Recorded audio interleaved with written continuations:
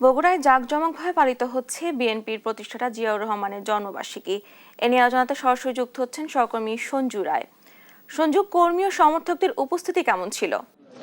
জানা বগুড়ায় কিন্তু নানা আয়োজনে শহীদ রাষ্ট্রপতি জিয়াউর রহমানের 89তম জন্মবার্ষিকী উদযাপন করা হচ্ছে। সকালে জেলা বিএনপি এবং এর অঙ্গ সংগঠনের উদ্যোগে কিন্তু জাতীয় এবং দলীয় পতাকা উত্তোলন, জেলা যুব দলের উদ্যোগে চরাঞ্চলে শীতবস্ত্র বিতরণ, ছাত্র দলের উদ্যোগে ফ্রি মেডিকেল ক্যাম্প, রচনা প্রতিযোগিতা সহ দিনব্যাপী অঙ্গ সংগঠনগুলো কিন্তু নানা কর্মসূচি রেখেছে।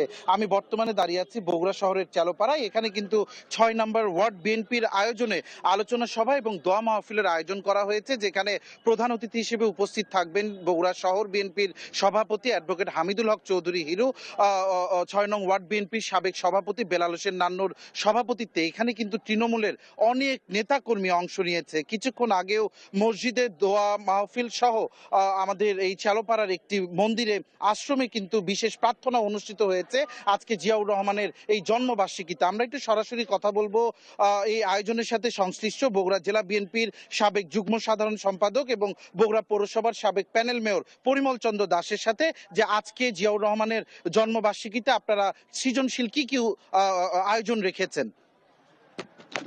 ধন্যবাদ।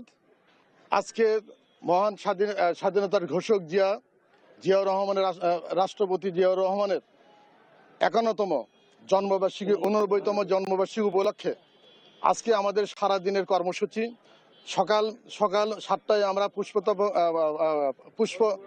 পুষ্প অর্পণ জিয়াউর রহমানের প্রতিচ্ছবিতে, তারপরে চিত্রাঙ্কন, পাশাপাশি আমরা প্রত্যেকটি মসজিদে, আমার 6 নম্বর ওয়ার্ডের সকল মসজিদে দোয়া খায়ের এবং একটি মন্দিরে প্রার্থনা ও একটি আশ্রমে আমরা প্রার্থনার মধ্য দিয়ে আজকে এই মুহূর্তে আমরা এই যে বৈকালে 4টায় আমরা এই আসর নামাজের পর আমরা দোয়া খায়ের পর আছে আপনার চিত্র প্রদর্শনী, জিয়াউর রহমানের চিত্র প্রদর্শনী। এইভাবে দিনব্যাপী আমাদের এই কর্মসূচি আজকে চলছে। জনাব পরিমল, আপনাকে ধন্যবাদ।